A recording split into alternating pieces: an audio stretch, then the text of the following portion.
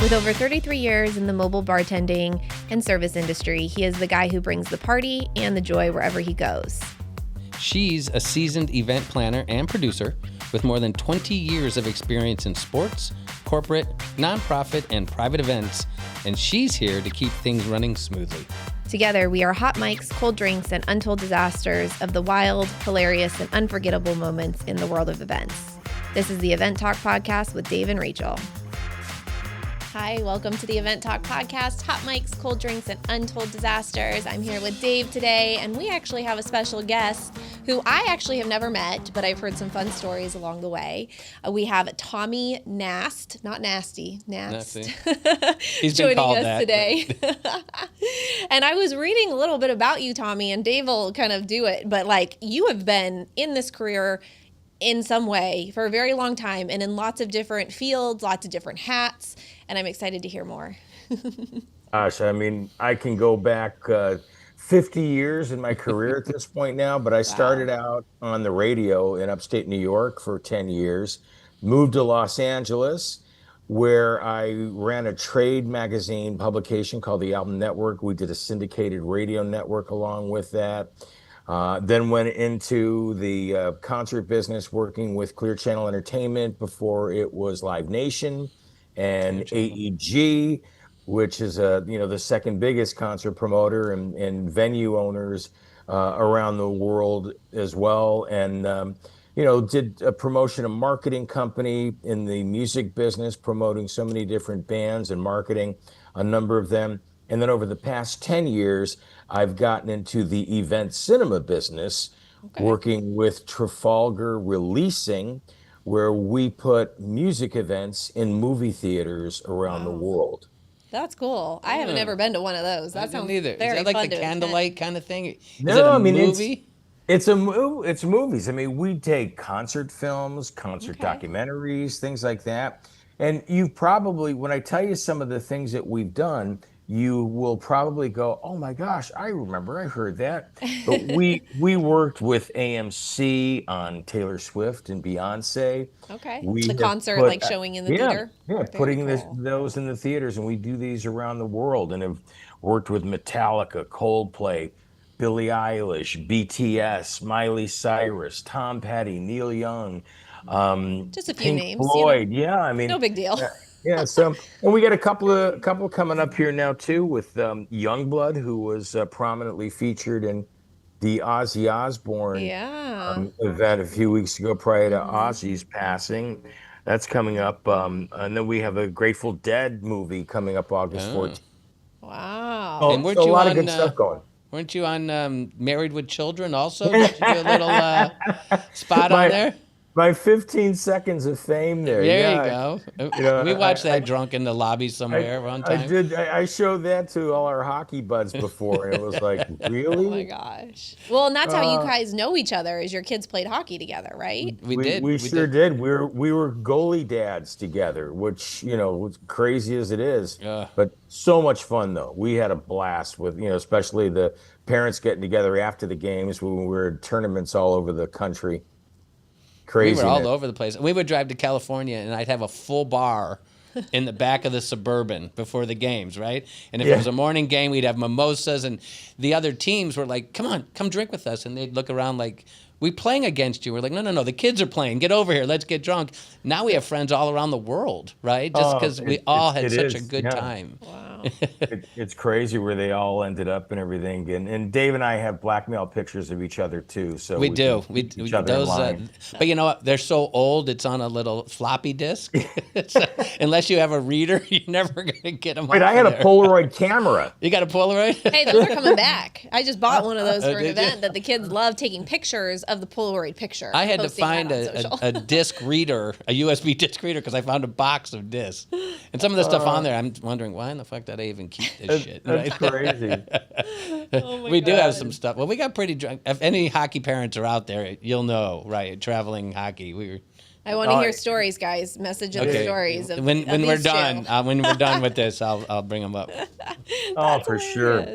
Oh my For gosh. sure. Well, it sounds like you've had a front row seat to a lot of these really cool experiences for decades. What do you consider like your big break moment that got you into kind of what excelled your career? You know what? It's crazy because I grew up in Rochester, New York, then moved to Los Angeles, finished high school, and went to college out there before I moved back to Rochester to get a job on the radio, which I was lucky to do. But in high school, a buddy of mine at one point brought Wolfman Jack, legendary DJ, Yeah, into our Wolfman high Jack. school. Yeah. And it's, hey, buddy, this is the Wolfman. And it was like, wow, that was so cool. And it really sparked my love for wanting to be on the radio. And it was something that I did, and I had just a blast working on the top 40 side, on the rock side. And that was really what started it all. And from there, I was interacting with so many of the record executives and promotion people that would come in and take you to dinner and buy you drinks and try to get you to play their records, and add music to the radio station. And from there, that's when, doors started opening, seeing how the radio business worked, how the music business worked, and how the concert business unfolded. So it was just like, I've been learning along the way. And I've dabbled into everything from artist manager and working with live events, to promoting some of the biggest bands in the world that you guys, may have heard of, from Van Halen and the Black Crowes and Bryan Adams and Rush, Bon Jovi. I mean, I've been blessed to have worked and, been a part of a lot of the great music that has, painted the pictures for us all Very cool. in The the good old past. And it's days. great. And then now, segueing into the event cinema business has been tremendous, putting music events in movie theaters, which is, the thing about that, which is cool, is when you go to a cinema event like that, it's different than just going to see, Superman or Fantastic Four in the movies, because you're with your like-minded fans. You've got the arguably the second best, opportunity to see a band if it's not live. And in some cases, it's even better because, you're right You have the up there in close-ups. front. You've got the Yeah. exactly. And it's been tremendous with, how we see fans singing, I was gonna dancing, say, do they sing? acting. Because like in a movie theater, you have to be like dead quiet. Yeah, Don't no, take your phone out. absolutely. And so in a theater, And they sing along and like interact and like, yeah, do they jump up and and down? And they do. They're singing I love along with it. it, and it's like when we did Coldplay live, Chris Martin. Great concert. Well, yeah, he didn't have the kiss cam going at Right? that Not at the time, theater. but he called out all of the countries that we were in. Wow. And in our location in California, when he welcomed the United States, everybody was cheering and yelling, and it's great to see the interaction with fans on that. And you talk a bit about what happens behind the scenes on there, but I mean, it's like, it's craziness getting them produced and getting the bands to do the intros, welcoming them to the theater. But And it's a live concert, obviously, that they well, have to it's record it's in front recorded of live. It's Yeah. recorded live, but we and then have showed done later. live also. Oh, Like wow. we Okay. did Coldplay was that Live. emanated out of São Paulo, Brazil, I think, Wow. and that went live around the country and around the world. So it's interesting, and knock on wood, we haven't had issues technically in most, there's been times when a theater, the feed doesn't work, or your internet's out, or whatever, way you're bringing it in. That happens, but for the most part, it's a great experience to see, a concert film or a concert documentary also. Right. Would you say that the sound in the theater helps also because you have Oh, more of a sure. surround sound You got versus just great. coming right at you? Yeah, you got in between with what IMAX does and what the theaters do with their special sound in there. It's incredible. I can imagine. The thing we do I mean, we'll be behind the scenes and some. If I'm in a theater location and it's like I don't think it's loud enough, it's like, hey, engineer, let's go, crank up the volume, let's get this thing going more. But for the most part, they've got instructions that are pretty well into place to get the volume the right way and making sure that the fans that are in there are having a good time and interacting and just enjoying their favorite artists. Perfect. Do you have any stories of when you were younger at some of these concerts? Where it was like a smooth appearance, but you something happened. Don't say any names if you don't have to. No, but you know what? You know what's so funny? Can you even remember? Yeah, but I'll tell you what's always been one of the funniest things that I've always seen was, and if you might remember this, and Rachel, you may be too young to remember Yeah, she's this, a puppy. When Van Halen was touring in the early days, they used to have their rider that was kind of a contract to all of the promoters that were doing the show, and they always made it adamant that you could not. They wanted M&Ms, but you had to take out the brown M&Ms. The brown ones. Unfortunately, this still happens on riders. And if you didn't do that, they'd go Break crazy. contract. And the reason, the funny thing is, what's the reason? Why do they do this? They put that in to make sure that everybody read the contract, read the rider that they were doing.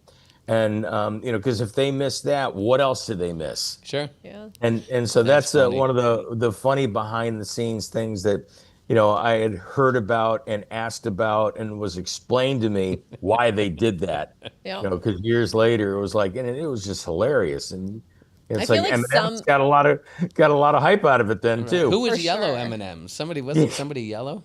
I don't know. I feel like sometimes they put stuff on their rider thinking, oh, they're never going to fill this or fulfill this. It's just like a joke. And the people actually do. And they're like, oh, shit, they actually did it. Yeah. No, I had one that asked for Air Force Ones to wear on stage. And then it rained, so it was too slippery, so he never wore them. But he took them home with him. Oh, you got a free pair of shoes? Yeah, and then another one asked for Camus wine, which I think that's good wine. We got the Camus, though, after the fire. I don't think they got the right year because it was a young girl buying, the Camus and didn't understand wine or anything. And so anyways, but yeah, she didn't drink it on site, but she took it back to, I'm sure, the airport, or not airport, but the hotel, and drank it there. But some of the riders are funny. A funny Kiss story, too, because it's like, show you some of the things behind the scenes. I was backstage at a Kiss concert in the mid 70s when they were, just really getting started. And I was standing there with my girlfriend, and apparently one of the roadies was checking her out really, oh, who's that girl over there? Oh, look at that. Nice. And he missed a cue, and it pissed the shit out of Gene Simmons. And Gene, there was a wine bottle on stage, and Gene tossed the wine bottle, and it almost hit my girlfriend. And I went charging up the stage to try to get at him for doing that, and we were kicked out of the concert. That's the story we want to hear. And funny, after that, I went on the air that night and dropped all the Kiss music and badmouthed them on the air and told everybody what happened. And they had to apologize and, flowers and stuff to my girlfriend. Years later, I became great friends with the band. I actually worked for them for about a year on the release of their Sonic Boom album that came out, late 2000s. And Gene and I joked about it, and it was always fun. Gene and Paul, just great personalities and just fun people, and great businessmen, as you, I'm sure, know as well. I mean, they've had a very long career, so they got to be doing something right. He remembered that bottle of wine coming at you. Oh yeah. He said he did, but it's like there's so many things. Who knows if he really did or if he's just bullshitting me or what. Right.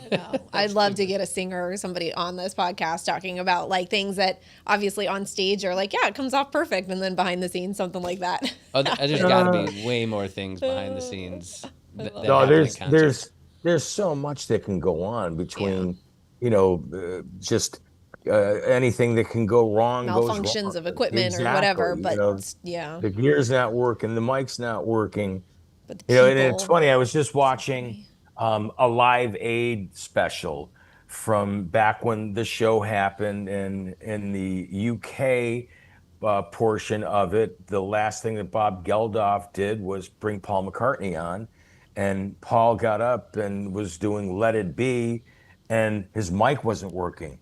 And it was like, come on, it's Paul McCartney. How do you not fix his mic in that? And then everybody came running on the stage and singing along with him. But that was just like, something that I was looking at going, oh, how does that happen? Yet as you're attending the concert, seeing something like that should go perfect, and like what they do to solve it is like the most memorable concert experience ever. Right. So it's like, yes, when something doesn't work, it sucks. But like sometimes that's what the people go to the concerts for, are those experiences, which is very cool. It probably happens more than people realize, but they catch it quick enough. I'm sure it does, for sure. But there's so many things that have happened behind the scenes in the music world, and going backstage before a show and seeing the guys after the show, and if they're happy, if they're pissed off about the performance, if it went great, things like that. It always seemed to be positive.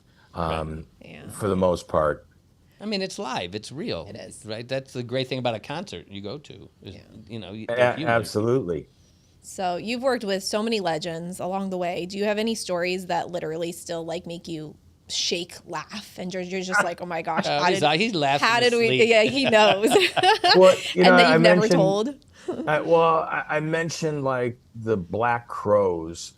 Working with them was great. A fun band. What a great rock band. And we've always affectionately called them, the greatest, the most rock and roll band that there is out there. And I went into, I want to say it was Houston, Texas, to see a show with them. And Chris Robinson, the lead singer of the band, and his manager at the time, Pete Angelus, and their label head, Mark DiDia, who is now the current manager of the Black Crowes, they went in and got into my hotel room before I checked in, and they put dead fish, like 2 giant dead fish, under the covers at the foot of my bed. Oh my goodness. And it was, so when I checked in, it was like, something's weird here. It looked a little out of place, and I opened. Thank God I did it when I checked in, and not like getting drunk later and going into bed. And they were trying to see if they could. They were trying to see if they could, give me the hint of sleeping with the fishes. Oh my God. That's nasty. That's gross. It was. What'd you do with the fish after you found them? I called room service and had them cooked up, and I called the hotel. Served it to them. You should give it back to them. I called it and changed rooms, and oh my gosh. So it was kind of funny how that all happened. But so would you say most of the bands are good practical jokers? I mean, are most of them, or are most of them more serious when they're on the road? There's both. I mean, I would imagine, like, I haven't gotten too many experiences like backstage at a Pink Floyd concert, but I think they're a little bit more, music sensitive, and there's so much going on with their production and, their musicianship. But for the most part, some other bands are pretty fun to hang with. Right. Before that, I always, got along great with, Bon Jovi and Richie Sambora when they were together. They're always fun before and after the shows and that. So it was always pretty cool. They've been doing it a long time, so it just comes natural to them. Coldplay seems like they have fun too. Exactly. Well, yeah, man, that whole Kiss Cam thing now. Oh my God. He called it out right then and there too, which was even better. It was just like, oops. Oopsies. Sorry. Didn't he say something in the next concert? He said there was going to be some video going on or something. Teams, like baseball teams, have been doing it with like their mascots. Oh, yeah. Like everybody has been duplicating it. Talk about the meme you never wanted. That's totally out there. Everyone's been doing it. It's crazy. We should do it.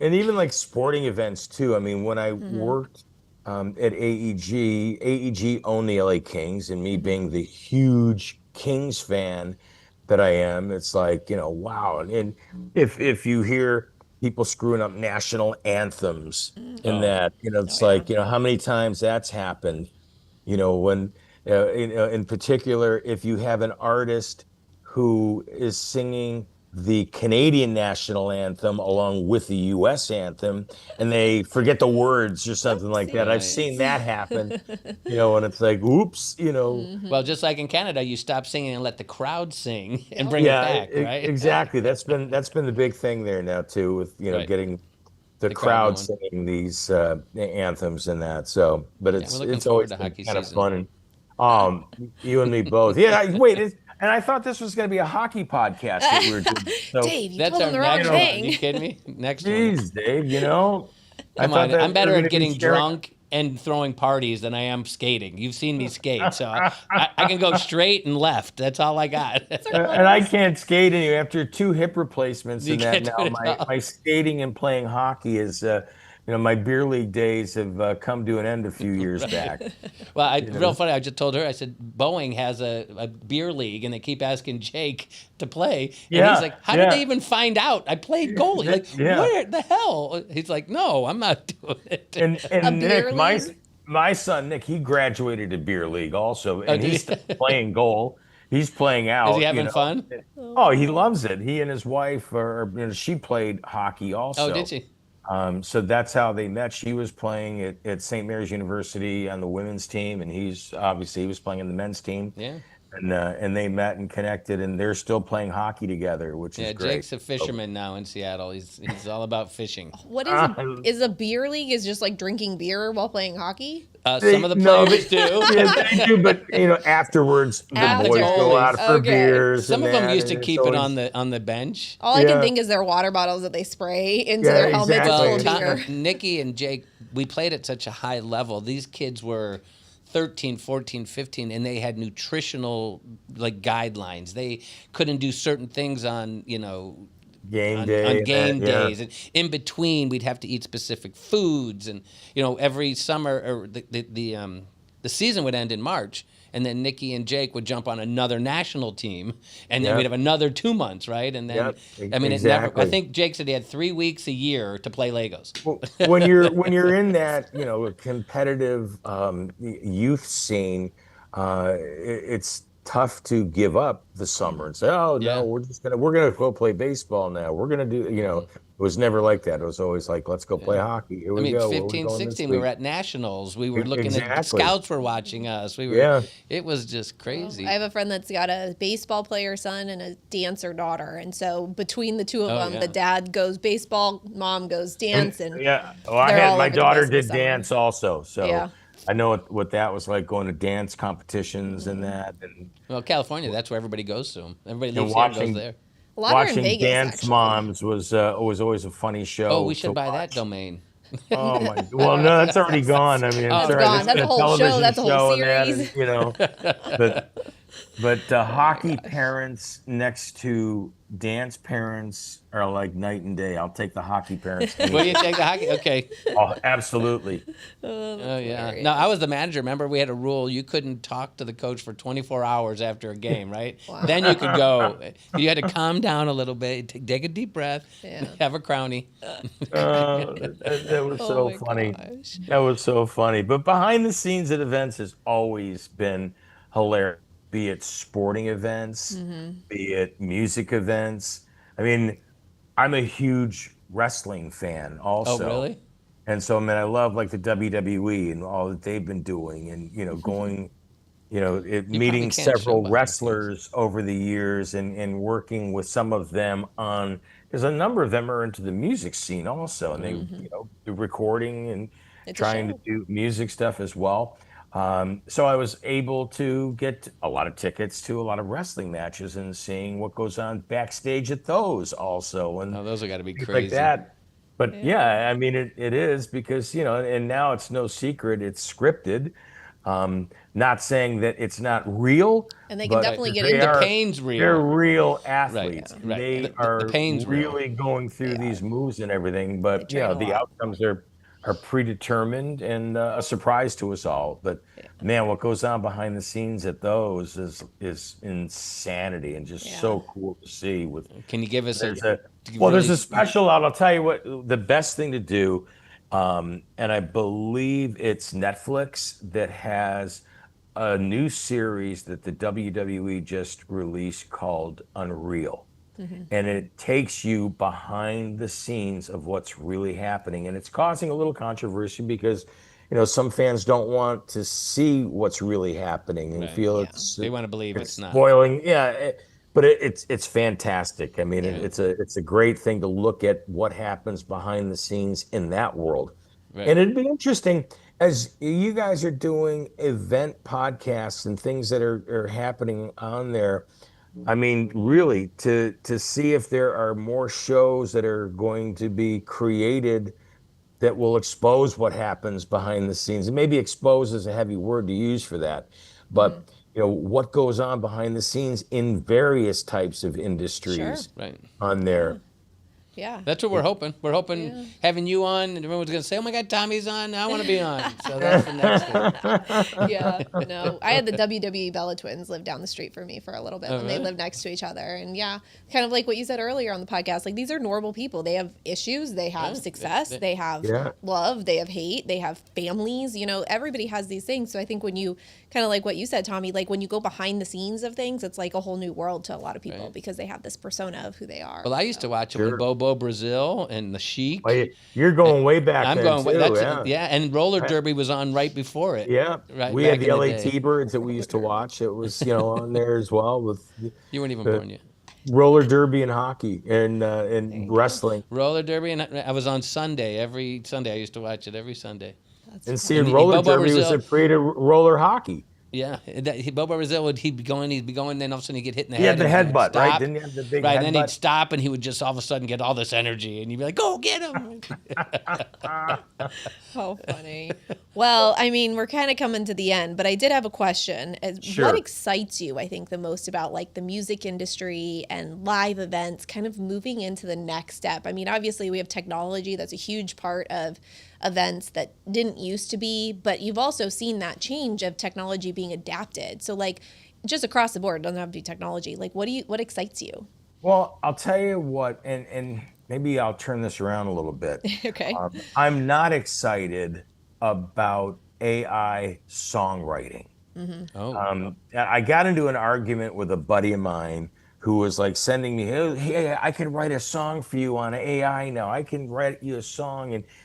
And I'm like, I have no interest in it. And it kind of pisses me off because it takes away the creativity, the actual feelings that are put into a song that a human writes, because they feel the passion, they feel the joy, they feel the hurt. They write about that because it's something that they've done. I'm concerned about AI getting into the music business as far as that goes. But look, there's a lot of other things that I'm sure that are going to be really creative with it in the process. I mean, there's been AI bands that I've heard and things like that I kind of like go, okay, well, this is interesting. But I guess because I'm an old fart in this business now, and I've seen so much go through from 45s to 33s to cassettes. I do know what those are. 8-track cartridges to CDs and now streaming on Spotify and everything else. Radio's changing a bit. The industry is changing. Live concerts cost a freaking fortune. Do they? To produce and go to. Well, exactly. I mean, it's tougher and tougher. I want to see some of the smaller venues continue. I love seeing one of my favorite events that I saw right after COVID was when COVID started loosening up. The Foo Fighters did a show at the Canyon Club in Agora Hills, which is a legendary concert venue. 1,000 people, they have dinner in that. And it was a show that they did as a warm up for their, tour. And they did a great job of, making sure that people were vaccinated when they came in. You had to show your vax card and everything. And you didn't have to wear masks in there at the time or anything, but it was great to see great bands like that in smaller venues. So I'm hoping that Almost like always a reverse. excited. Yeah, Kind it's of bring great it back to to see the that smaller, when you're able to industries. see some of those, and they had Foreigner come out there and play an acoustic set not too long ago, which is really good. So I'm always a big proponent of small venues continuing, and I'm hoping people will continue to support smaller venues and seeing shows on there. And when these venues can get national talent to play, it's great. It's always a great experience to see it. And to me, that's the kind of, thing that's worth the money to pay for. I love it. There you go. Well, that's a great way to end. There you go. I like it. Smaller We appreciate venues. you, Tommy. I Really know, we do. It's do. great seeing Dave, you. it's a pleasure to see you. And Rachel, it's a pleasure to meet you. And Great to I meet hope to you. meet you in person sometime when we come out Definitely. to the Phoenix, Scottsdale area or something. love in the it. Come on out. You can future. stay at the house, and I'll just have That liquor. sounds great. We'll have liquor flowing for hours. I love it. You and I, we can hoist a few. I'm in. There you go. Great. I'm Well, in. a pleasure being on here, and all the best Thank with you. your podcast. I'm sure it's going to be great. Yeah, it's fun. Thank you. Thank you so much. If you know Yeah. anybody that you think would be fun on it, let us know. Yeah. You got it for sure. Thanks so much, Tommy. All right, Tommy. We'll see you All right. soon. See you Thanks guys. Bye now. everybody for joining. Thanks for joining the Event Talk podcast, Hot Mics, Cold Drinks, and Untold Disasters with Tommy. Phenomenal guest, amazing stories. We're so excited to continue the future of this podcast, so definitely keep tuning in. We'll see you next time. Thanks for tuning into the Event Talk podcast, Hot Mics, Cold Drinks, and Untold Disasters, where every event has a story. A big thank you to our guests for their laughs, stories, and lessons. If you loved this episode, don't forget to subscribe, leave a review, and share with your fellow event pros. Until next time.